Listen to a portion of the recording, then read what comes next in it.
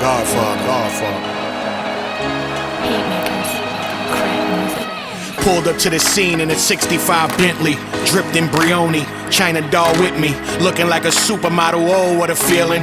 25 years old, 25 million. Today's the audition for the Godfather part. My life's already a movie, so when do I start? I walk up in Patsy's, East 119th Street. Fat Tony Salerno gets a kiss on the cheek.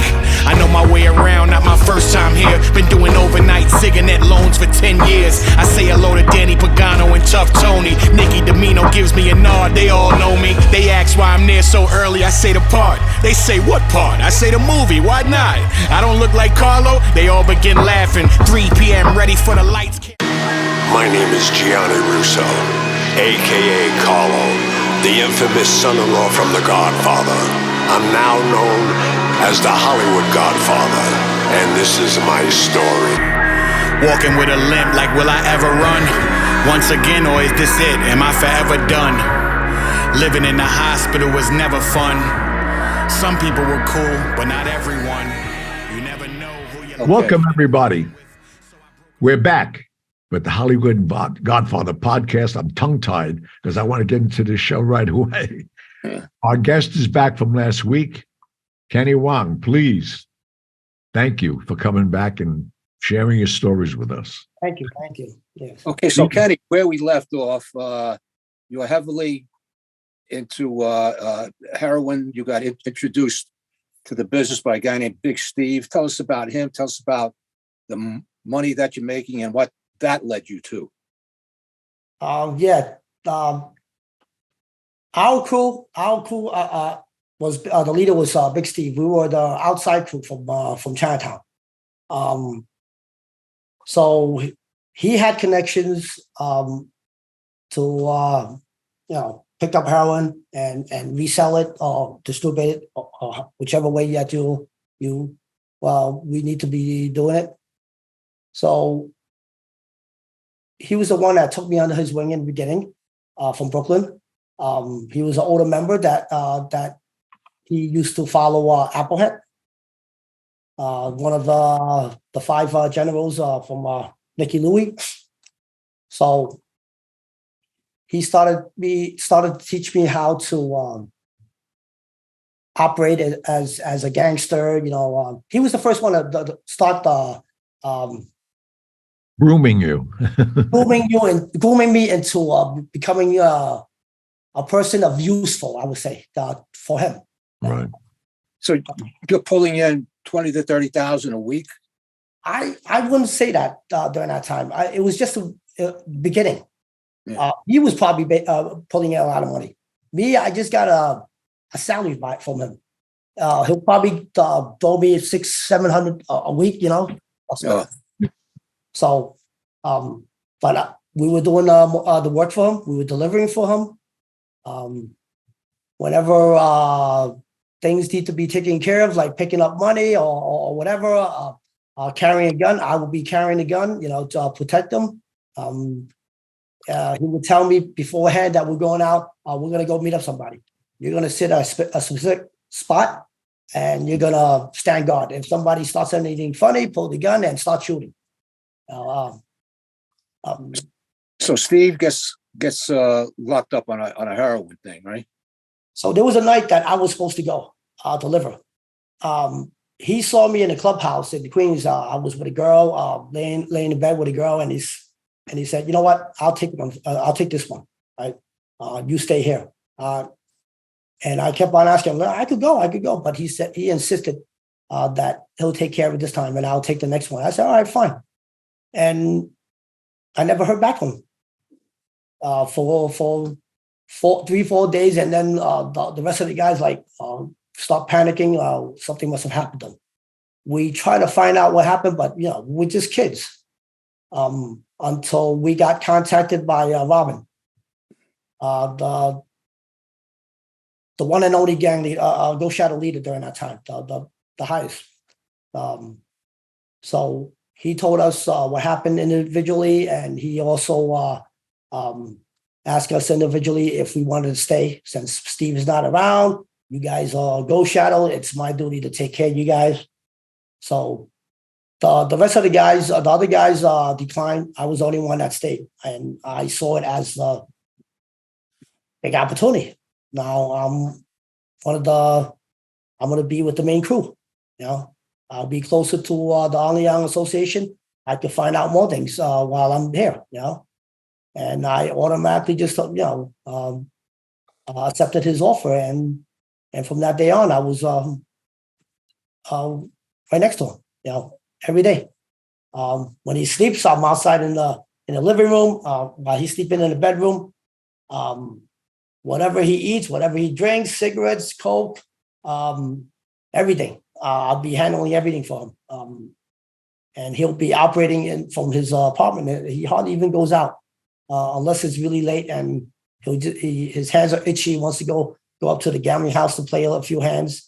And that's when he comes out. But most of the operations are run by either through word of mouth from me to the captain and his brother that was holding down the street during that time. So tell us about the Big Circle Gang.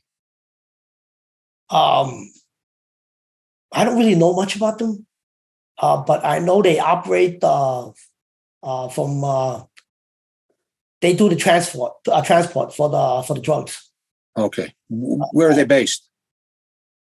Big Circle Gang are originally based from China. Okay. Eventually, they moved on to Hong Kong, and then they started working for this guy named what's his freaking name? I did time with him. Yeah, that's what you want to forget. All the guys that got freaking prosecuted by Kathy Palmer or whatever. He was one of the big drug lords.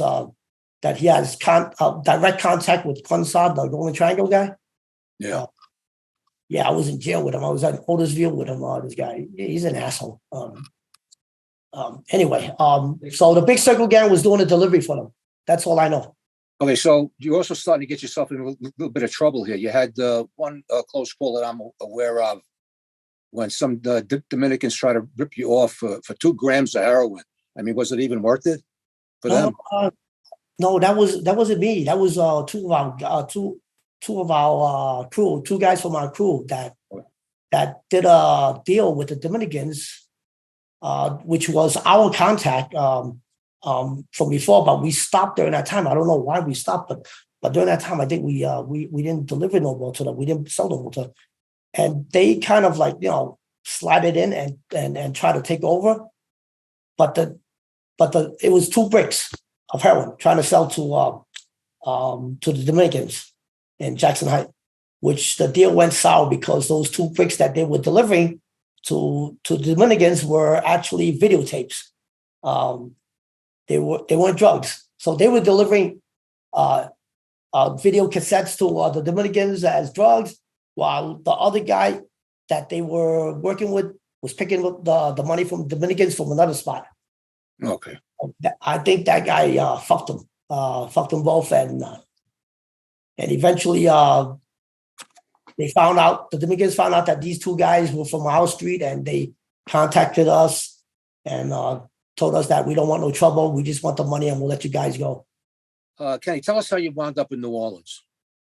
In New Orleans, we were operating a gambling house down there.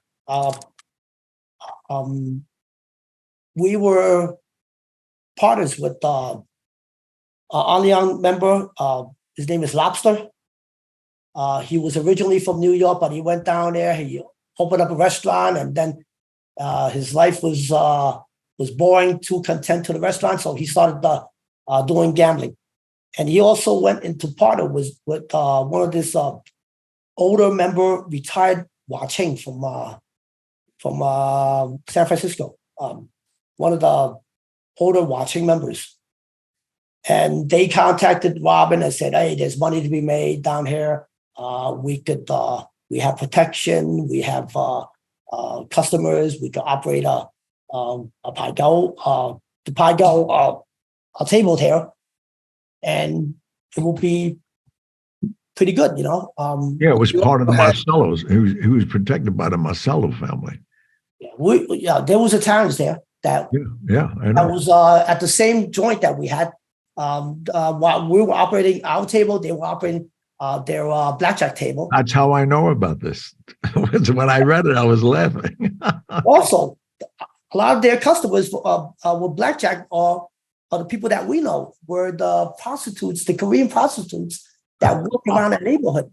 So we already know that, and the Korean ladies, they love blackjack, and they have no way to spend their money. So it's good that we bring them customers also. You're also dealing with the sheriff of Jefferson Parish. He was also Chinese, right? He was a very Mr. powerful. Lee. Mr. Lee, this guy was so powerful, you couldn't believe this guy. Pat, I'm sure you don't know this guy. Amazing. I believe he was also a member of the Alliang Association, the New Orleans fraction. Right. And he was the sheriff of Jefferson Parish. Yeah. Yeah. But he was the head of the gang also. What he says goes in New Orleans. Yeah. Yeah. No, I met him several times. It was because I had a different business down there, but was associated with Marcellus, and nothing happens in New Orleans without him, and that's why they partnered up, and there was nobody stronger. Oh, nobody. When you have the law enforcement behind your back, watching every move, you're good to go. Yeah. So long about this time too, you start to get in trouble. You went to rob a massage parlor that was owned by the Flying Dragons and got caught. Yeah, that was West 4. The Village. Yeah, the West Village. That was a stupid thing that I did. Actually, I was high on weed. And when young kids high on weed, they do stupid things, But you wound up doing some time, no? 18 months. 18 months in the state. And how was that experience? I got bigger when I came back home. I was a scrawny kid when I went in. I came back, pretty decent. Yeah. If my notes if my notes tell me you were in like 6 different prisons. It was Elmira, Downstate, Oneida, Marcy. So it wasn't that bad. First couple of months was bad because they had me on high security. My security level was high, violent crime, and I had also other pending court cases that they concurred together later on. But they left me in the penitentiary. They called maximum security, Elmira, for 6 months before they shipped me out to Marcy, medium high security. So after you get out, you wind up selling cloned cell phones? When the drug trade was diminishing, it was kind of like, slowing down. I didn't have the contacts no more. I figured that I have to do something else. So started learning from this tech guy that that owns a people store. And phones were, cell phones was a big thing during that time. It just started, the big Motorola 8000, yeah, it was as big as a brick. Yeah, I remember them. So I was reading a lot of tech news from Silicon Valley, and they had articles or advertisements that said a scanner interceptor of IEN numbers, ESN numbers, and phone numbers. I was like, oh shit, let me get that and try it out. So I ordered for it, and it came like a couple weeks later, and I tried it out. Driving around with my friends, I said, damn, it does work. I got the ENS number, the IEN number, and also the phone number. I said, shit, it even tells me the model of the phone that it was being used on. Wow. So I was able to get all that information, duplicate it in with another software that we ordered from Silicon Valley, and then we just attach to a new phone that's blank, and copy it, duplicate it, and we sell that service out for $5,000 a month, because a lot of Chinese would long distance calls were very expensive back then. Yeah, we would use it non-stop calling back to China or whatever. Yeah, so it was pretty lucrative during that time. How did you get involved robbing crack houses? What was going through your head? That was when I was younger. We had nothing better to do. We needed money. I was like, what better than to go up to the Bronx Fordham Road, grab a freaking crackhead and ask him where the place, where the spot's at. We just robbed them. There weren't that many people there. It was like, two guys at one spot. They didn't have the security that they have back later on in the years. So it was pretty hit and run, As things broadened, you got involved with the Gambinos. You wound up in conflict with them, particularly with Peter and Tommy Gambino. Tell us what went down there. I didn't really get in contact with the Gambinos, to be honest. But there was a conflict with them. There was a conflict with Chinatown because the garment district was being shaken up by Giuliani during that time. And the Gambinos controlled the garment industry. Yeah, Consolidated and Three Monkeys. Consolidated Trucking and Three Monkeys. That's them. Those were controlled by the Gambinos. Yep. So the monopoly was being dismantled by Giuliani and his Goombas, trying to freaking break up everything, Oh, they were doing everything then. Jesus. Yeah, they were breaking up everything. So they were breaking up the fish market. They were breaking up all types of monopoly by the mob, and it was an opportunity for a lot of low-level Chinese affiliated gang members that this is the opportunity to hit into the garment delivery and receiving section. So some of my friends were doing it. We got into some scuffle, but it wasn't directly with the Italians.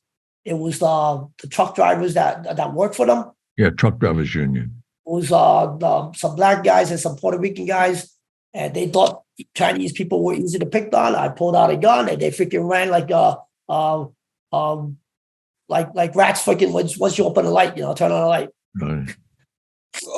But there was a famous confrontation that's of legend with you and a grenade. Tell us about that. Let's put it this way. Before I tell the story, no disrespect. I was young and stupid, but I think it was necessary to do it during that time because I don't like to lose. If it costs my life for not losing, I will do it. That's the mentality I had. I'm not going to freaking let you bully me or I'm not going to lose this confrontation. So what happened was that it was a Sunday afternoon. There was a Italian guy. I don't know if it's Italian. It was a white guy. I didn't pay no attention. There was a parking spot right on Bayard Street across from Milewa, the coffee shop. And I was standing there having my coffee.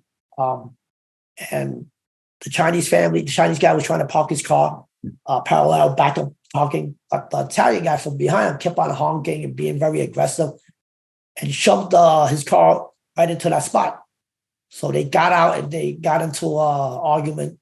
And the Italian guy, the white guy, I would say, smacked the shit out of the Chinese guy and tried to take his space, parking space, and embarrass him in Chinatown in front of his wife and kids.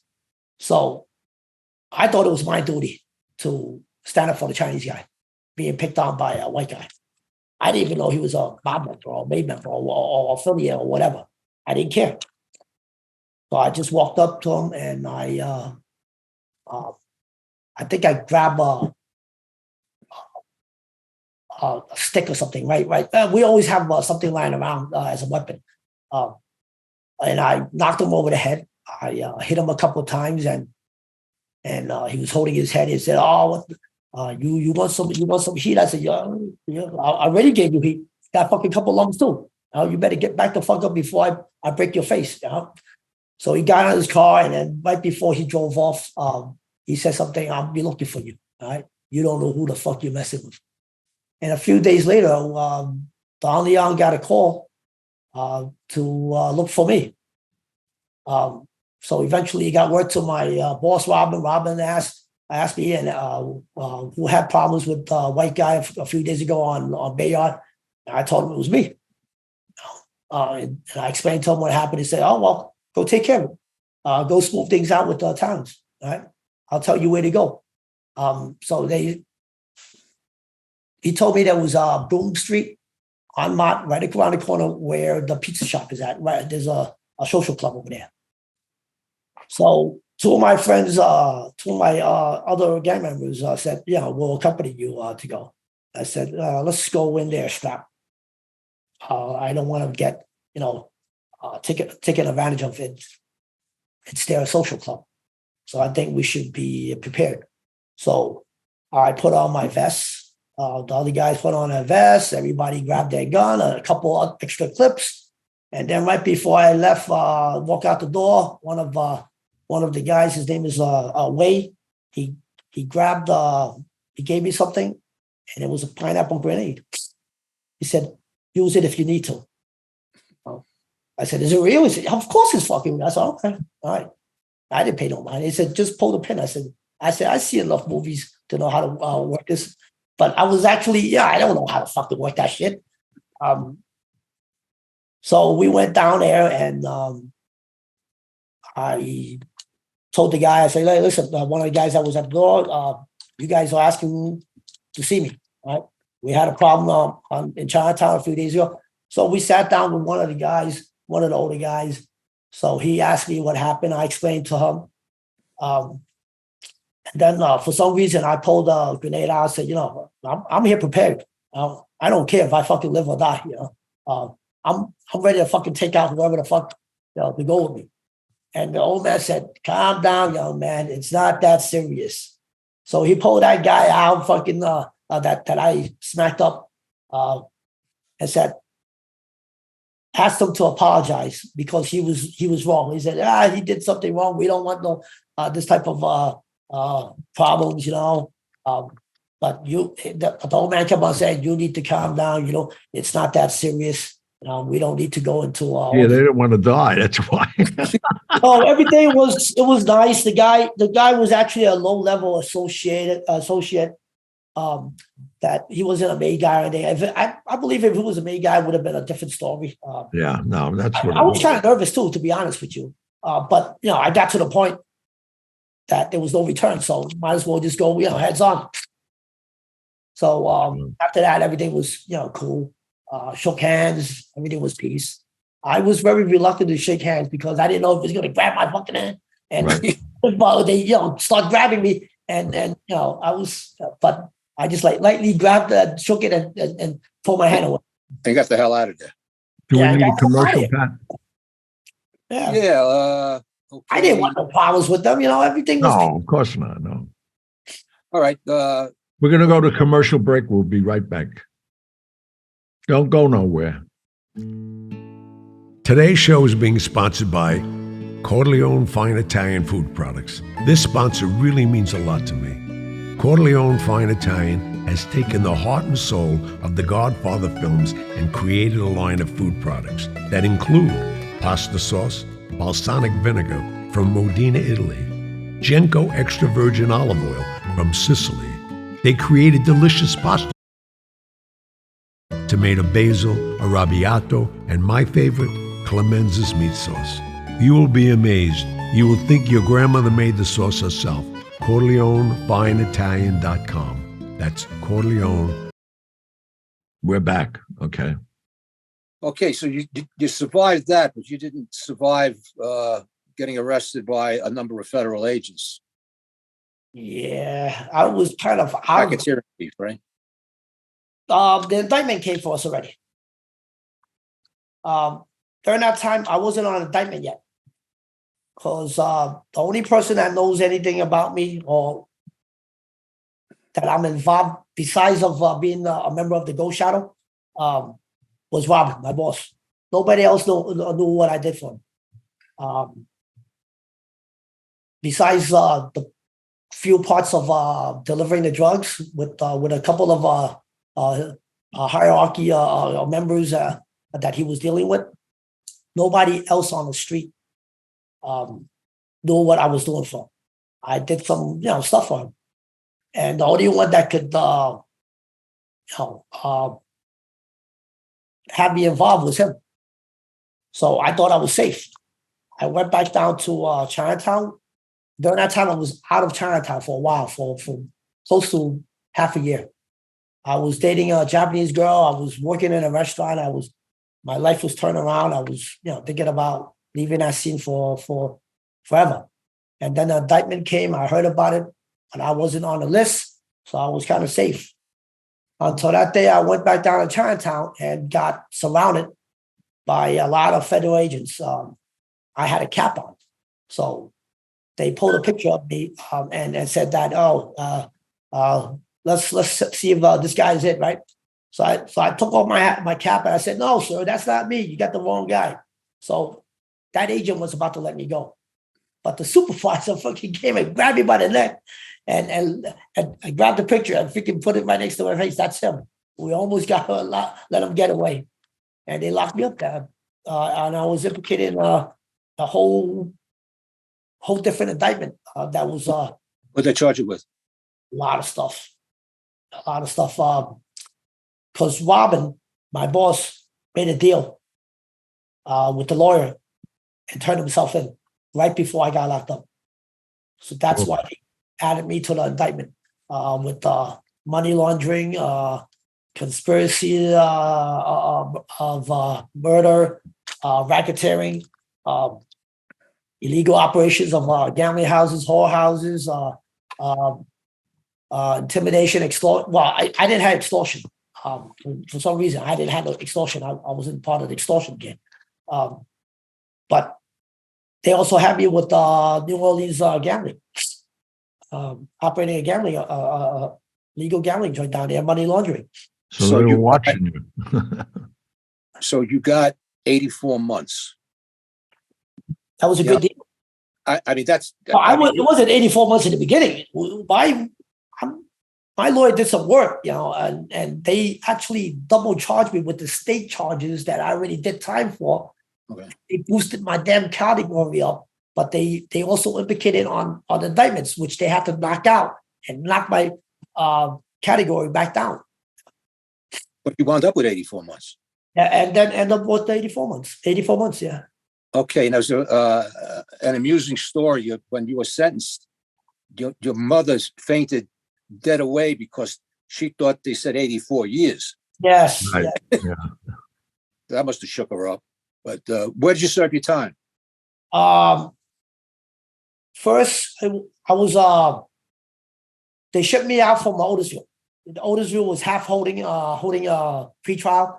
I was shipped out over there to Lewisburg. I stayed there because, again, my category was freaking high again. Shit, they freaking left me there for a while. That's where I met the Tongan leader, Clifford Wong. I saw him. He was doing life there. And I think I stayed there for a couple months, and eventually they shipped me out to Beckley, West Virginia. And from Beckley, West Virginia, I requested to be with my uncle. I knew he was in Allenwood Medium.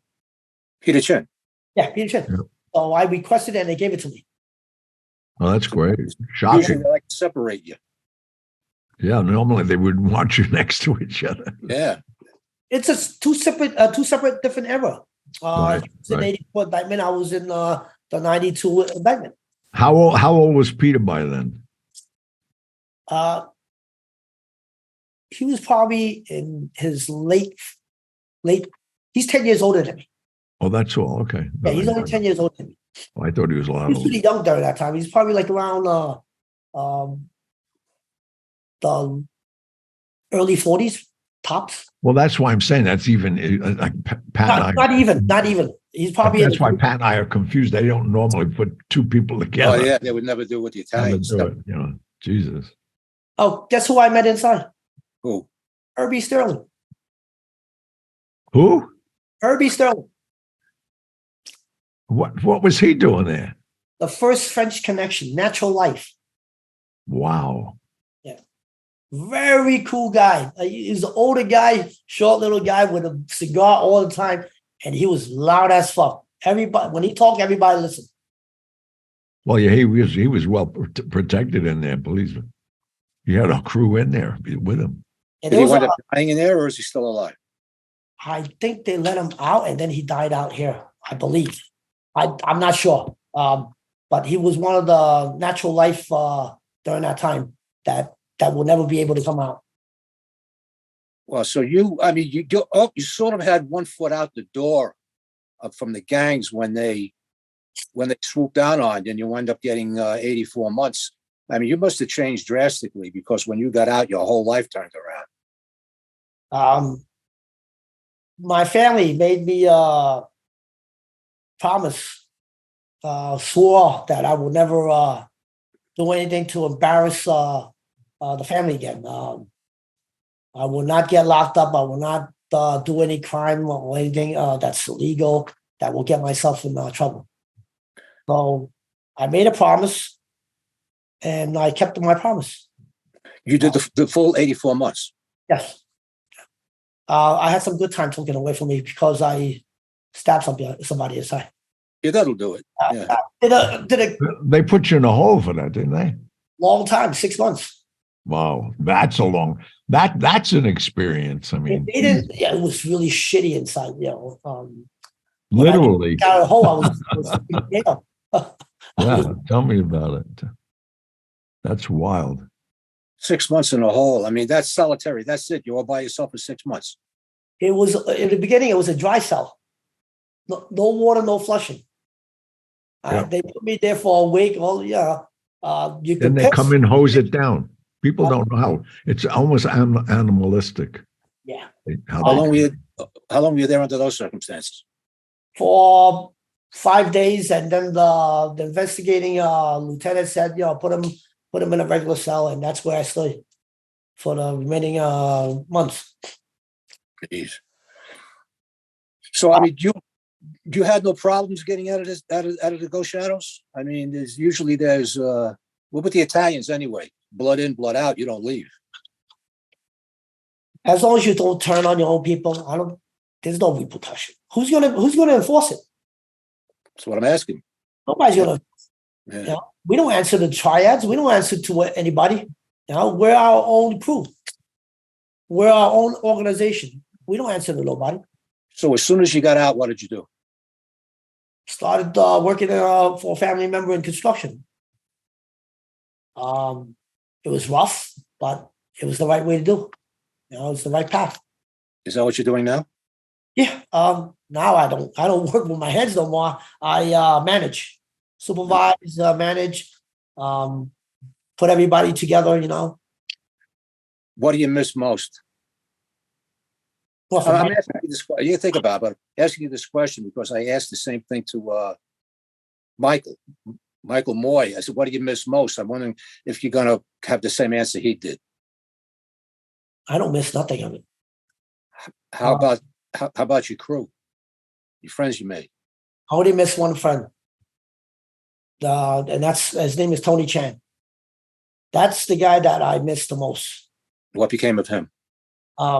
He's a tattoo artist in Hong Kong right now. Did you ever see him?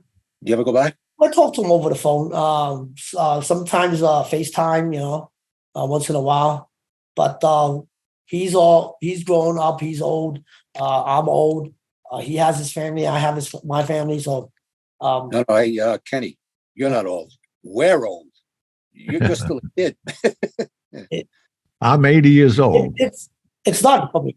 This is what all I do is work and go home and live a simple life. That's it. But now, my understanding, you're an advocate against gangs now, and you letting young Chinese people understand, stay away from it. This is what Michael approached me with a couple of years ago. At first, I was very reluctant because I don't want people to know about it. It's a shame. Our past is a shame, especially the crime of the life of crime. But he gave me a couple of reasons why I should do it. It's our history, and also it's something that we could, pass through to the next generation of Asians. You could be strong, but you don't have to do crime. That's not the life to live. It's not. It's very traumatized to be honest. Well, So yeah, you- and coming from you who lived it, I mean, they're going to listen to you, obviously, for all the wrong reasons, but the reasons you were wrong is what you're trying to let them avoid. Yes, exactly. Mentally, it's really disturbing. But maybe because of my Chinese background and the way I was brought up with the tradition, Chinese teachings and tradition, I'm able to overcome my demons and become a better person and not dwell on the past and continue with the balance. you have a book in your future. Excuse me? You have a book in your future. Yes, with Miles. Hopefully, I could tell my side of the story. Yeah, because you have a lot more to tell. I mean, it's been a very colorful existence. You survived it. Your head's in the right place. You have a loving family. You survived. I mean, when I was down there, I had a very good friend of mine. His name was Kenny Chin. He started out like you, good kid, into sports, good student, and like practically overnight, he vanished to the streets, and he got himself in some serious troubles, with some serious time, ruined his life, and I don't know what became of him. But we were teenagers when he went away. I heard he got like 30, 40 years. I don't know what the hell he did. You're a survivor, and you ought to be admired for not getting sucked back in. Well, not only that, what attracts me to the whole story is the ending of the story, how you turned yourself around, and now you want to be a mentor to these younger generations to turn them around and let them know crime is not what the life's about. You could achieve a lot of things legitimately. I mean, just the way you figured out, the one thing I did pick out of the whole conversation is how you researched the Silicon Valley, which is a legitimate business. You could have turned that into a legitimate multi-million-dollar business. But these kids use their brains in the wrong way, and they're led by idiots. And I admire you for that. And it's one of the great platforms if you ever want to come back and talk to us about, because Pat and I are very inspired by turning young people around ourselves. And, like Pat, he never did anything wrong in his life that I know about. But Was never caught. Yeah. But it's a situation. My message, it's not contained to only Asians. I mean, Sure. I live in America. I love where I live. I love this country. Right. With all the violence that's going on with different ethnic background, Yeah. maybe if I could reach one or two of them, I think I'm successful. Okay, well, like Gianni says, we'd like to have you back, and we talked about this off the air, but the next time I'm in New York, Gianni and I, and you and Michael, you're going to show us the best Chinese restaurant in Chinatown. Here we go. My father had an Italian restaurant. It's called the Red Rose on the corner of Bade and Elizabeth, down the corner from the 5th Precinct. It is now a Chinese restaurant. It's been for many, many years. That's frequented by ethnic Chinese. You don't see tourists in there. So every now and then I would go in there when I went back, but it's been a long time. I'm looking forward to meeting you in person. Yes, same here. Likewise. No, thank you. But anytime you want to use our platform for your new vision and your goals in life, we're here to share that with you also. Okay, thanks, Kenny. We'll be in touch. Thank you. Appreciate it, guys. Thanks for having me on. All right, please. Right. Thank you. Gianni and I, audience, don't go anywhere. We'll be coming back with some emails. Oh, perfect. The mailbag. All right. We're going to a commercial break. We're coming back with the mailbag. We haven't touched the mailbag for a couple of weeks, so we should have some interesting ones. This is Patrick Piccarelli, co-host of the Hollywood Godfather podcast. I'm also the president of Condo Security and Investigations, a full-time investigative and security firm established in 1988. We are located in Pittsburgh, Pennsylvania, with worldwide affiliates.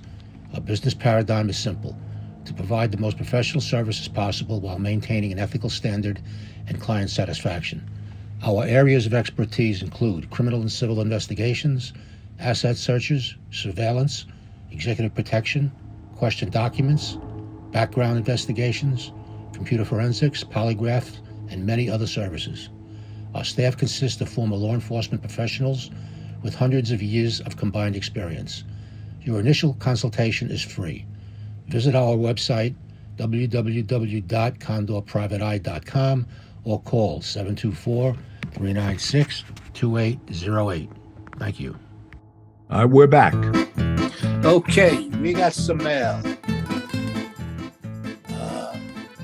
Okay, this one is for Gianni. In one of your earlier podcasts, you tell when you went to Italy for an extended stay. While you were there, you became an exceptional chef. Please tell us the 3 best dishes you yourself would make for a group of very dear friends.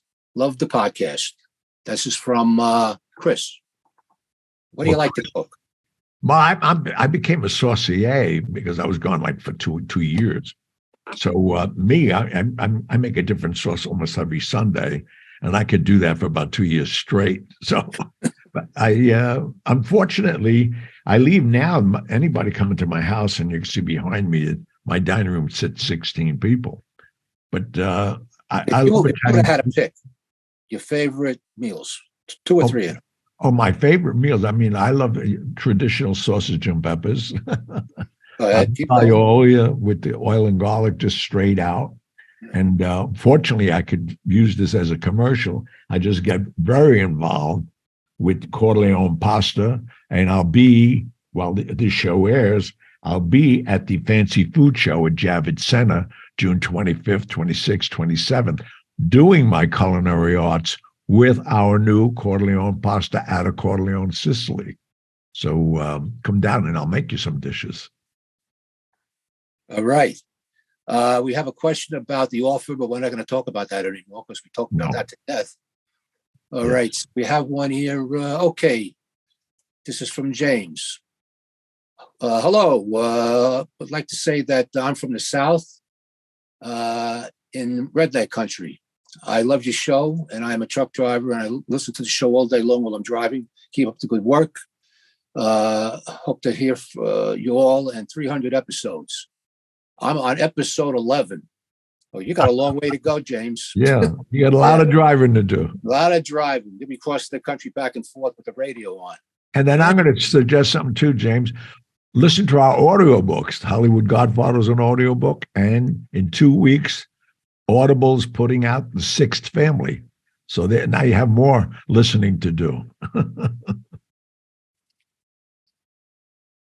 Okay, we got another one. This was somebody is relating to the missing episodes, but we solved that problem. We made a platform change, and in the platform change, it takes at least 24 hours to change platforms because we have so many shows. So people were wondering what happened to the first 200 episodes. They're all back. Okay, another one of those happened to there's a couple of them. Okay, this is for Gianni from Leonard. Dear Mr. Russo, I'm a huge fan in all you do. I have some questions for you.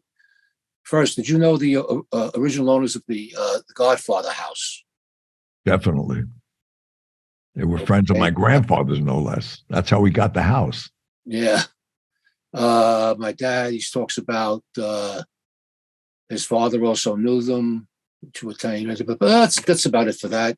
Some of these other topics. He'd love to see you in person. I'm in Atlantic City all the time, but I can never get a ticket because you're always sold out. This is the price of fame. That's great. Thank you. You have to jump on these tickets early because these popular. Okay, let's keep going here.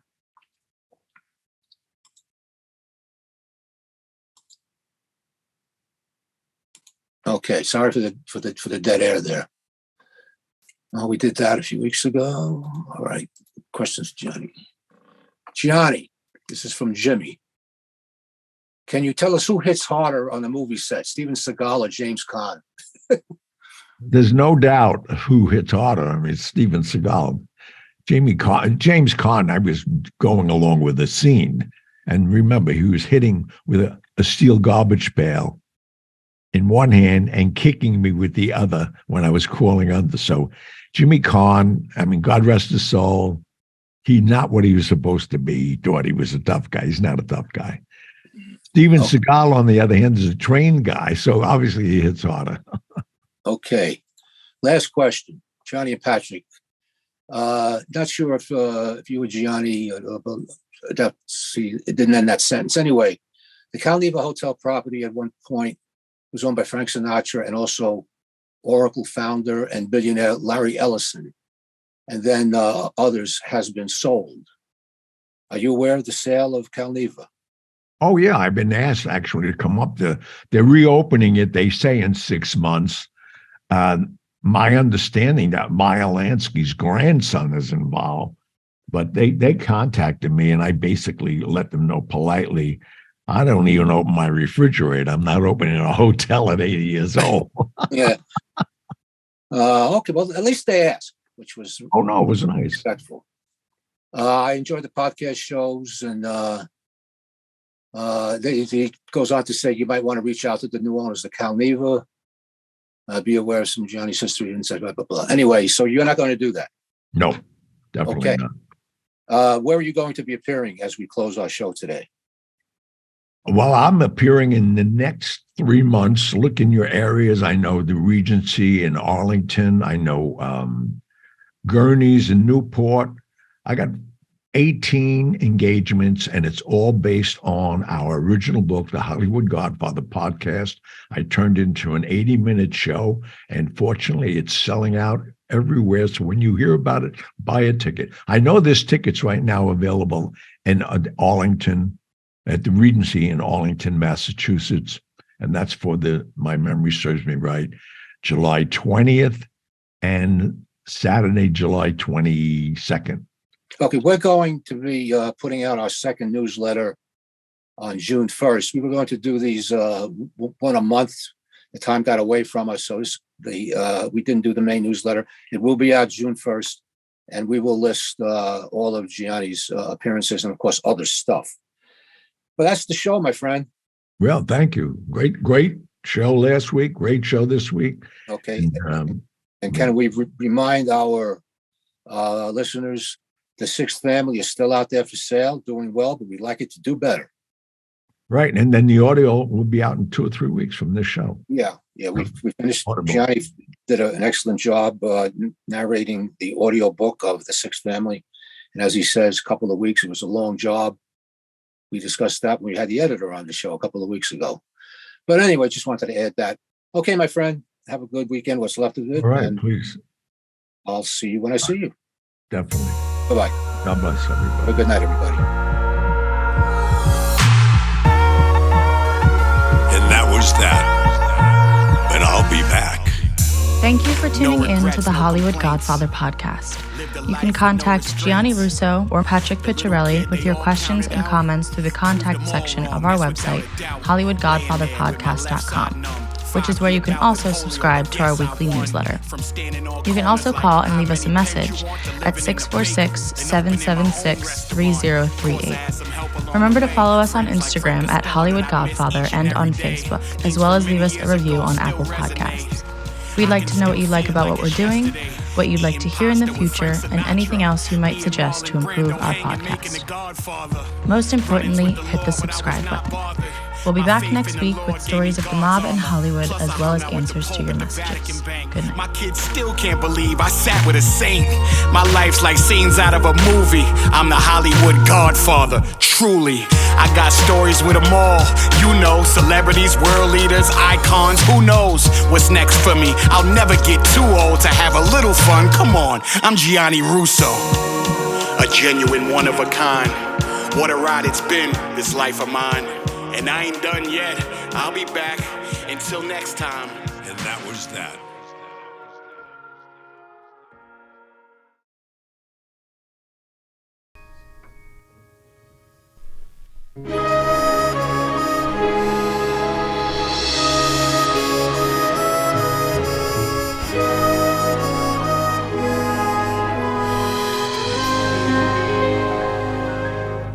When I was 17, it was a very good year. It was a very good year for small town girls and soft summer nights. we'd hide from the lights on the village green when I was 17.